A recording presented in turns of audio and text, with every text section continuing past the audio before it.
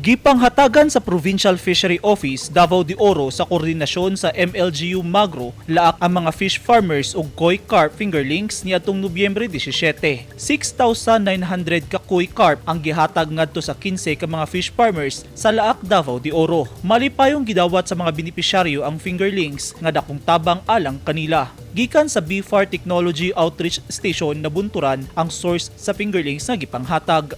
Gipanguluhan sa Bureau of Fisheries and Aquatic Resources 11 ang communal seeding sa Monte Vista, Davao de Oro. Mukabat sa 20,000 ka tilapia fingerlings ang ilang nabuhian sa kapin kun kulang 15 kilometros nga sapa sa Barangay Tapia, Monte Vista. Ang communal seeding ubos sa balik sigla sa ilog at lawa kun basil program sa BFAR 11. Samtang gipangdawat sa mga miyembro sa hugpong ng mananagat sa Badyang Association kung humabaas sa Sinawilan, Digo City ang gi-turnover nga input assistance sa Provincial Fishery Office Davao del Sur. Nga gipanglangkuban sa usa ka unit sa 21-footer fiberglass fishing bangka nga dunay marine engine ug complete accessories na pulo ka bundle sa fishnet nylon, usa ka unit sa elevated solar dryer, 5 ka chopping board, 5 sab ka kutsilyo ug 3 ka buok nga plangga ng plastic. Nalambigit ang asosasyon sa pagpangisda og dried boneless danggit production. Gitabangan sab sila sa Department of Trade and Industry Davao del Sur ug LGU Digo City pinaagi sa Office of the City Agriculturist sa pagdispose sa ilang mga produkto.